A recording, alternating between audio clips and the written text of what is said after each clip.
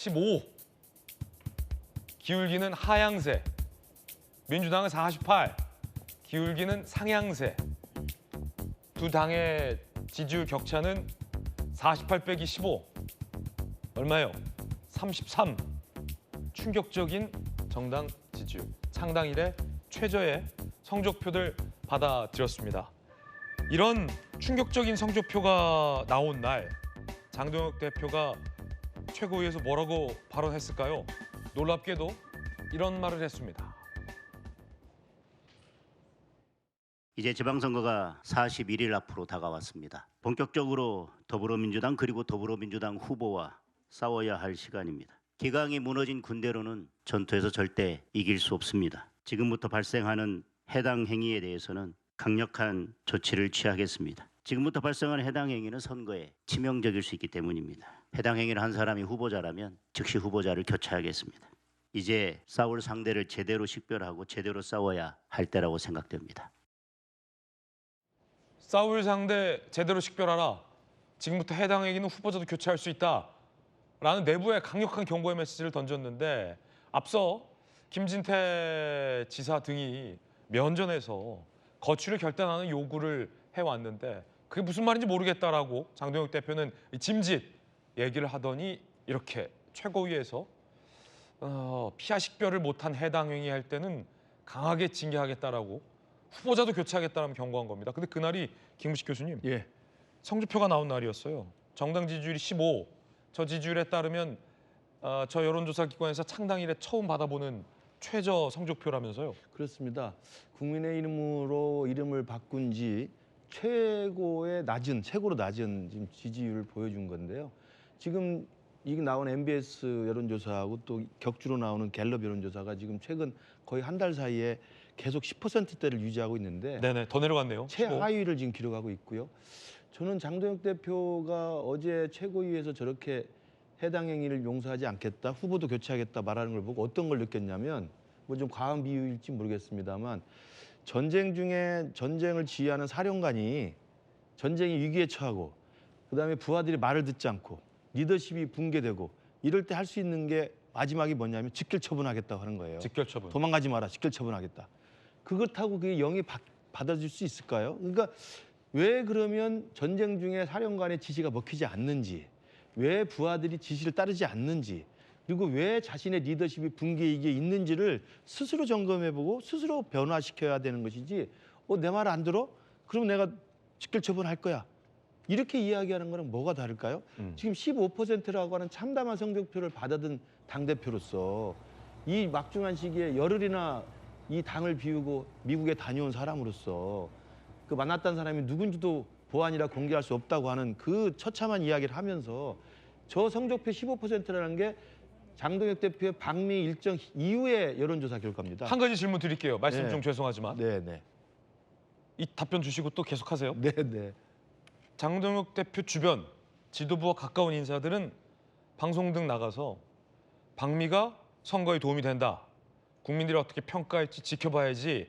방미도 그렇게 비난하면 안 된다. 다 선거에 도움된다라고 주장했는데 방미하고 나서 정당 지지율이 더 떨어진 거죠. 이건 무슨 말입니까? 그러니까 그건 강성 지지층마저도 등을 돌리고 있다는 거예요. 사실은 선거에 도움 안 되게 당대표 행동이 그렇게 하고 있다. 저는 김진태 지사의 그 반응이 저는 대표적이라고 보는데 박형준 시장이나 오세훈 시장과는 달리 김진태 강원지사 같은 경우는 굉장히 강성 보수 입장이잖아요.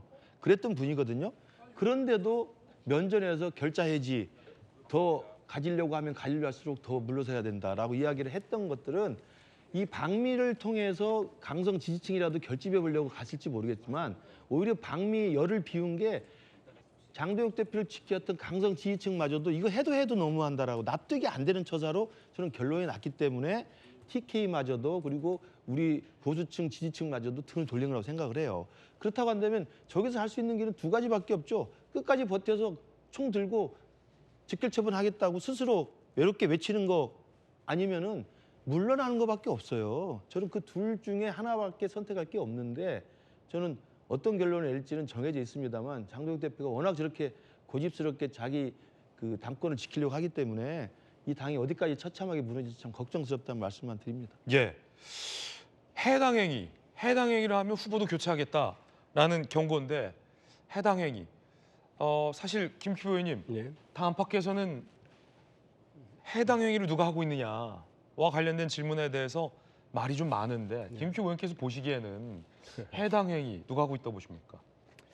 글쎄요, 이제 해당 행위라는 것이 이제 당의 정체성이나 당의 어떤 일사불란한 어떤 그 대우를 무너뜨리는 행위인데 어제 국민의힘 수석 대변인도 지도부를 향한 비판이 어떻게 해당 행위겠냐 이런 얘기를 했지 않습니까? 그러니까 무분별하게 모든 것을 자기를 공격하는 것에 대해서 해당 행위라는 이름으로 하면 정당이 민주적으로 도저히 운영될 수 없는 것이고 그다음에 그 당은 좀 희망이 없다고 생각을 합니다. 그래서 저 15% 지지율을 보면 사실은 그동안 장동혁 그 대표를 받쳐왔던 진짜 코어 그룹까지도 좀 떨어져 나가는 그런 양상인 것 같고 그다음에 전체적으로 국민의힘이 나아가는데 장동혁 대표가 좀 유일한 암초 같은 그런 존재로 인식을 하는 것 같다. 국민의힘 그 지지자들 속에서도 그런 생각이 들고요. 그러니까 아까 우리 김근식 교수께서 적절하게 말씀하셨지만 지금 전쟁터에서 혼자 살려고 좀 이렇게 흥분해 있는 그런 어떤 모습, 지휘관의 모습인 것 같아서 다른 정당의 일이지만 조금 부적절하게 보입니다. 네. 잠시 후 10시에 장동혁 대표가 긴급 기자회견을 갖겠다고 합니다. 내용은 안 알려졌습니다. 저희 기자들이 지금 국회에서 취재 중인데 10시에 생방송 물리겠습니다. 장 대표가 어떤 기자회견에서 메시지를 낼지 사실 어제 최고위 모두 발언에서 방금 들으셨던 해당 행위에 대한 경고 발언을 했는데 굉장한 논란이 하루 동안 있었거든요. 잠시 후 10시에 어떤 발언할지도 좀 지켜볼 텐데 유영원 의원님 글쎄요 뭐 두 가지 방향일 것 같은데 하나는 결제이자 관련된 혹시 전향된 입장일지 아니면 더 강한 메시지가 나올지 둘 중에 하나 아니겠습니까? 뭐 곧 판가름이 나겠죠. 근데 저도 이제 결자 해지 방향으로 말씀하시길 정말 기대합니다. 기원합니다. 기원하는데 지금까지 해오신 언행을 보면 그 가능성이 그닥 높아 보이는 게 또 안타까운. 결제 해지는 예. 안 할 거다. 아직 높아 보이지 않는 게 안타까운 현실인데요. 네. 지금 상황을 보면 아까 우리 김근식 교수님께서 직결 처분 말씀도 하셨지만 뭐 대표께서 지금 군대에 비유를 하셔서 저도 이제 군대의 좀 상황으로 좀 말씀을 드리려고 하는데 지금 어떻게 좀 극단적으로 좀 이제 비유를 하자면 저희 당이 지금 어떻게 보면 베트남전의 미군과 같은 비슷한 상황이 되고 있다고 봅니다.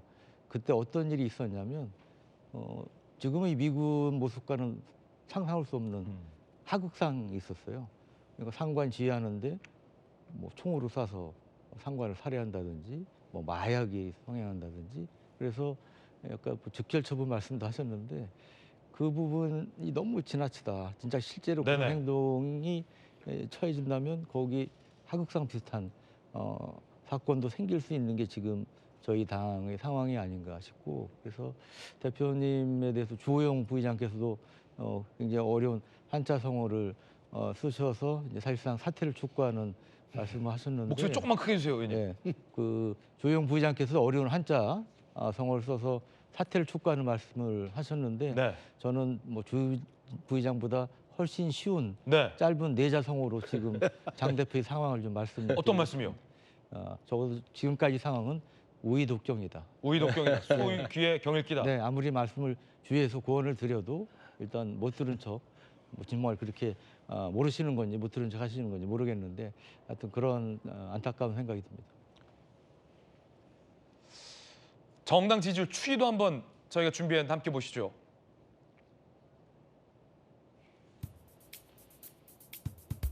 이게 만약에 주식 그래프라고 생각하면 아찔한 거죠. 자, 15예요, 15. 이 주식을 보유하고 있는 당원들의 마음은 어떨지 생각해 보자는 거예요. 주식 비율을 제가 한 이유는 야당이 건강하고 잘 돼야 여당도 잘 되는 건 아니겠습니까?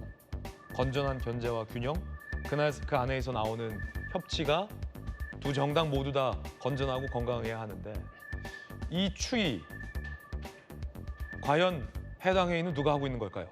라는 질문들이 많이 나오고 있는 그런 상황입니다. 당내의 반응 한번 볼까요? 장 대표의 발언에 대한 당내 반응. 자, 배현진 의원, 장 대표가 없어야 하는 현실 본인이 만들었다. 후보들도 어쩔 수 없는 애당 행위다. 하다 겁박까지. 차라리 미국 가시라. 진종호 의원 얘기 한번 들어볼까요? 최근에 집거했다가 조사받았는데. 현재 지방선거가 40여일 정도 남은 이 시점에서 이 지방선거에 후보로 나온 사람들이 우리의 당의 얼굴이자 대표라고 말씀드릴 수 있겠는데, 지금 방미 일정이 많은 논란이 되다 보니까 이런 식으로 우리 당의 분열을 만드는 것 자체가, 내부 총질 자체가 진정한 해당 행위인가 아닌가 저는 생각이 됩니다. 알 수 없는 이유로 컷오프됐던 중진 주호영 의원도 나 대구시장 선거 안 나간다 하면서 장 대표를 강하게 비판했습니다. 저는 이번 대구시장 선거에 출마하지 않기로 했습니다. 당의 이런 행태를 보면 만정이 떨어집니다마는 올해 저를 돕고 함께한 당원들과 척을 지고 싸우는 선거는 하지 않기로 했습니다. 장동혁 대표에게 한 말씀 드리겠습니다. 덕미 위존, 지소위 모대, 무하자선의. 인격은 없는데 지위는 높고 지혜는 없는데 꿈이 크면 화를 입지 않는 사람이 드물다고 했습니다. 제발 자신을 돌아보고 나아가고 물러날 때를 알기 바랍니다. 나아가야 할 때와 물러날 때를 알아야 한다. 사실상 사퇴를 요구한 거죠. 오세훈 시장도 비판했습니다. 후보 교체 말씀 동의 어렵다. 결자해지 심정으로 자숙하라. 김진태 앞서 강원지사 후보들 속 탄다. 장 대표 결자해제해라. 젊은 의원부터 선수가 높은 중진까지 지방선거를 뛰는 쇄신파 후보들부터 지도부와 가까웠던 왕당파 후보들까지 장 대표를 비판합니다. 대구 경북이에요. 서울 경기가 아니라 대구 경북. 보시면 국민의힘 25, 민주당 34. 김기표 의원님, 네. 오차범위 바뀝니다. 그래프가 완전히 역전됐고 이 지역이 거듭 말씀드리지만 대구 경북입니다. 보수의 본산으로 불렸던 대구 경북의 정당 지지율이 지금 이런 양상인데 호감도 한번 볼까요? 호감도 민주당 48, 국민의힘 28. 비호감도 국민의힘 64, 민주당 45. 대구 경북입니다. 이거 어떻게 해석하십니까? 우선 대구 경북 지역에서도 이재명 대통령이 일 잘하는 것에 대해서 인정하는 그 분위기가 팽배하다고 들었습니다. 며칠 전에 제가 아주 친한 친구를 만났는데 이제 네. 경북 출신이에요. 그래서 자기 어머니하고 한 대화를 저한테 얘기를 해주는데 이재명이 진짜 일을 잘하긴 잘하는 것 같아 이런 말씀을 하시는데 그 친구 얘기로는 우리 어머니가 그렇게 얘기할 줄 몰랐다 이렇게. 그게 아마 그쪽의 민심인 것 같고, 그다음에 이제 민주당과 국민의힘이 이제 공천 과정에서의 잡음이나 그런 것들이 현격한 차이가 있지 않습니까? 그런 부분. 그런데 이제 제 생각엔 그래도 또 투표장에 가면 전통적으로 본인이 국민들 개개인이 선호했던 정당의 어떤 그 이끌림 현상을 또 쉽게 배제하지 못하는 그런 면이 또 있거든요. 그래서 민주당에서는 투표일까지 저희가 민생을 이렇게 이끌어가는 정당. 이번에 착붙 공약 같은 거 있지 않습니까? 네. 각각의 모든 국민들이 제기한 어떤 문제들에 대해서 저희가 공약으로 내오는 그런 생활 밀착형 공약 이런 것들을 더 많이 개발해서 투표장에서도 역시 저 여론조사대로 나올 수 있도록 더 최선을 다하도록 그렇게 하려고 합니다.